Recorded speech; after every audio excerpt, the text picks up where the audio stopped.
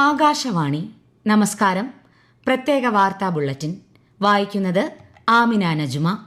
രാജ്യസ്നേഹം വാക്കുകളിൽ ഒതുങ്ങാതെ പ്രവൃത്തികളിൽ പ്രതിഫലിക്കണമെന്ന് ഉപരാഷ്ട്രപതി CP രാധാകൃഷ്ണൻ. ഷിംലയിൽ നടക്കുന്ന വന്ദേമാതരം പ്രദർശനം വെർച്വലായി ഉദ്ഘാടനം ചെയ്യുകയായിരുന്നു അദ്ദേഹം. ത്രിരാഷ്ട്ര സന്ദർശനത്തിന്റെ അവസാന ഘട്ടത്തിൽ പ്രധാനമന്ത്രി നരേന്ദ്രമോദി ഇന്ന് ന്യൂസിലൻഡിലെ ഓക്ലാൻഡിലെത്തി. 2 ദിവസത്തെ സന്ദർശനവേളയിൽ ഇരു രാജ്യങ്ങളും തമ്മിലുള്ള വ്യാപാരം, നിക്ഷേപം, വിദ്യാഭ്യാസം, സാങ്കേതിക വിദ്യ എന്നിവ കൂടുതൽ ശക്തമാക്കുന്നതിനെക്കുറിച്ച് ഇരു നേതാക്കളും ചർച്ച ചെയ്യും. ജനാധിപത്യത്തിന്റെ ഏറ്റവും വലിയ സൌന്ദര്യം സംവാദങ്ങളിലും ചർച്ചകളിലുമാണെന്ന് മുഖ്യമന്ത്രി VD സതീശൻ.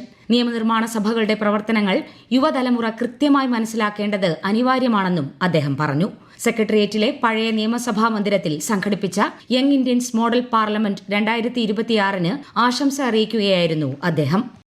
കേന്ദ്ര ഏജൻസികളെയും ദക്ഷിണേന്ത്യൻ സംസ്ഥാനങ്ങളിലെ പോലീസ് സേനകളെയും കോർത്തിണക്കി ഓപ്പറേഷൻ തൂഫാൻ 2ാം ഘട്ടം നടപ്പാക്കി കേരളത്തെ പൂർണ്ണമായും ലഹരിമുക്തമാക്കാനാണ് സർക്കാർ ലക്ഷ്യമിടുന്നതെന്ന് ആഭ്യന്തരമന്ത്രി രമേശ് ചെന്നിത്തല. 5 സംസ്ഥാനങ്ങൾ തൂഫാന് പൂർണ്ണ പിന്തുണ വാഗ്ദാനം ചെയ്തതായും തിരുവനന്തപുരത്ത് നടന്ന ദക്ഷിണേന്ത്യൻ സംസ്ഥാനങ്ങളിലെ DGPമാരുടെ യോഗത്തിനു ശേഷം അദ്ദേഹം മാധ്യമങ്ങളോട് പറഞ്ഞു.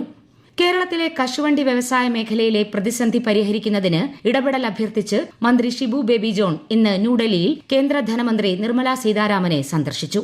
ആയിരക്കണക്കിന് തൊഴിലാളികളുടെയും സംരംഭകരുടെയും ജീവനോപാധി സംരക്ഷിക്കുന്നതിനായി പുനരുദ്ധാരണ പാക്കേജ് നടപ്പാക്കണമെന്ന് ആവശ്യപ്പെടുന്ന നിവേദനം ധനമന്ത്രിക്ക് അദ്ദേഹം കൈമാറി. വയനാട് മേപ്പാടി കള്ളാടി മണ്ണിടിച്ചിലിൽ കാണാതായ ഒരാൾക്കായുള്ള തെരച്ചിൽ പുരോഗമിക്കുന്നു. ഹിമാചൽ സ്വദേശി വിക്രം റാണയ്ക്കായുള്ള തെരച്ചിലാണ് മീനാക്ഷിപ്പുഴയിൽ പുരോഗമിക്കുന്നത്. ഇന്ന് രാവിലെ ഒരാളുടെ മൃതദേഹം കണ്ടെത്തിയിരുന്നു. വയനാട്ടിൽ നടത്തുന്ന വികസന പ്രവർത്തനങ്ങൾക്ക് പരിശോധന ആവശ്യമാണെന്ന് തദ്ദേശ സ്വയംഭരണ വകുപ്പ് മന്ത്രി KM ഷാജി. കള്ളാടി മണ്ണിടിച്ചിൽ മേഖല സന്ദർശിച്ച ശേഷം സംസാരിക്കുകയായിരുന്നു അദ്ദേഹം. കാണാതായവരെ കണ്ടെത്തുന്നതിനാണ് കൂടുതൽ ശ്രദ്ധ നൽകുന്നതെന്നും അതിനുശേഷം അപകടം സംബന്ധിച്ച അന്വേഷണം നടത്തുമെന്നും അദ്ദേഹം പറഞ്ഞു.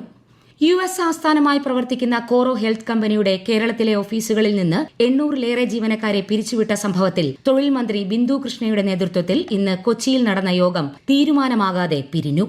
വിഷയം ചർച്ച ചെയ്യാൻ ജൂലൈ 20 വീണ്ടും യോഗം ചേരും. കോഴിക്കോട് റെയിൽവേ സ്റ്റേഷനിൽ കഴിഞ്ഞ ദിവസം ഇടിഞ്ഞുവീണ പഴക്കം ചെന്ന ക്ലോക്ക് ടവർ കെട്ടിടത്തിന്റെ അവശിഷ്ടങ്ങൾ നീക്കം ചെയ്യുന്നതിനും കെട്ടിടത്തിന്റെ ബാക്കി ഭാഗം പൊളിച്ചു നീക്കുന്നതിനുമുള്ള പ്രവൃത്തികൾ ഇന്നും തുടർന്നു.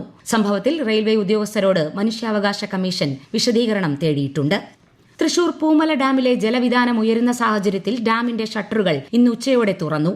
മലവായത്തോടിന്റെ ഇരുവശങ്ങളിലും താമസിക്കുന്നവരും മുളങ്കുന്നത്തുകാവ്, കോലഴി പഞ്ചായത്ത് നിവാസികളും അതീവ ജാഗ്രത പുലർത്തണമെന്ന് ജില്ലാ കളക്ടർ നിർദ്ദേശിച്ചു. കാലവർഷ മഴക്കാല മുന്നൊരുക്കത്തിന്റെ ഭാഗമായി വയനാട് കാരാപ്പുഴ അണക്കെട്ടിന്റെ 3 ഷട്ടറുകൾ നാളെ രാവിലെ 11 മണിക്ക് തുറക്കും. പുഴയിലെ ജലനിരപ്പ് ഉയരാൻ സാധ്യതയുള്ളതിനാൽ കാരാപ്പുഴയുടെ തീരങ്ങളിൽ താമസിക്കുന്നവർ അതീവ ജാഗ്രത പാലിക്കണം. സംസ്ഥാനത്ത് ശക്തമായ മഴ തുടരുന്നു. എല്ലാ ജില്ലകളിലും കേന്ദ്ര കാലാവസ്ഥാ വകുപ്പ് ഇന്ന് മഞ്ഞ ജാഗ്രത പ്രഖ്യാപിച്ചു. കേരളം, കർണാടക, ലക്ഷദ്വീപ് തീരങ്ങളിൽ ഇന്ന് മത്സ്യബന്ധനത്തിന് വിലക്കേർപ്പെടുത്തി. നാളെ മുതൽ 14 വരെ നേരിയ മഴയ്ക്കാണ് സാധ്യതയെന്നും കാലാവസ്ഥാ വിഭാഗം അറിയിച്ചു. യാക്കോബായ സുറിയാനി സഭയ്ക്ക് തിരുവനന്തപുരം കേന്ദ്രമാക്കി പുതിയ മേഖല രൂപീകരിക്കാൻ സഭയുടെ എപ്പിസ്കോപ്പൽ സുന്നഹദോസ് തീരുമാനിച്ചു. വൈദിക സെമിനാരി റെസിഡന്റ് മെത്രാപ്പൊലീത്തയും യൂറോപ്പ് ഭദ്രാസനാധിപനും സഭയുടെ മീഡിയ സെൽ ചെയർമാനുമായ ഡോക്ടർ കുര്യാക്കോസ് മോർ തെയോഫിലോസ് ഈ മാസം 15 മേഖലയുടെ ചുമതലയേൽക്കും. സെൻസസ് 2027ന്റെ ഭാഗമായുള്ള വിവരശേഖരണ പ്രവർത്തനങ്ങൾ സംസ്ഥാനത്ത് ഈ മാസം 30 വരെ തുടരും. വീടുകളുടെ സെൻസസും പട്ടികപ്പെടുത്തലുമാണ് ഈ ഘട്ടത്തിൽ നടക്കുന്നത്. അടുത്ത വർഷം ഫെബ്രുവരിയിലാണ് ജനസംഖ്യാ കണക്കെടുപ്പ് നടക്കുക. ദേശീയ മത്സ്യ കർഷക ദിനത്തോടനുബന്ധിച്ച് സംസ്ഥാനത്തെ വിവിധ ജില്ലകളിൽ ഇന്ന് പ്രത്യേക ദിനാചരണ പരിപാടികൾ നടന്നു. എറണാകുളം ജില്ലാ ഫിഷറീസ് വകുപ്പിന്റെ ആഭിമുഖ്യത്തിൽ നടന്ന ദേശീയ മത്സ്യ കർഷക ദിനാചരണ പരിപാടി വിനോദ് MLA ഉദ്ഘാടനം ചെയ്തു. കണ്ണൂർ ജില്ലാതല പരിപാടി പയ്യന്നൂർ ഫിഷറീസ് കോളേജിൽ കൃഷ്ണൻ MLA ഉദ്ഘാടനം ചെയ്തു. ഫിഫ ലോകകപ്പ് ഫുട്ബോളിലെ 2ാം ക്വാർട്ടർ ഫൈനലിൽ ഇന്ന് രാത്രി 12:30 സ്പെയിൻ ബെൽജിയത്തെ നേരിടും. ആദ്യ ക്വാർട്ടർ ഫൈനലിൽ ഇന്ന് പുലർച്ചെ മൊറോക്കോയെ പരാജയപ്പെടുത്തി ഫ്രാൻസ് സെമിഫൈനലിൽ പ്രവേശിച്ചു. ഉയർന്ന അളവിൽ ഈഥൈൽ ആൽക്കഹോൾ അടങ്ങിയ ഔഷധങ്ങളുടെ ദുരുപയോഗം തടയാൻ കേന്ദ്ര സർക്കാർ നിയന്ത്രണം ശക്തമാക്കി. 12% ഈഥൈൽ ആൽക്കഹോൾ അടങ്ങിയ മരുന്നുകൾക്ക് ഡ്രഗ്സ് നിയമപ്രകാരമുള്ള ലൈസൻസ് ഇനി നിർബന്ധമായിരിക്കും.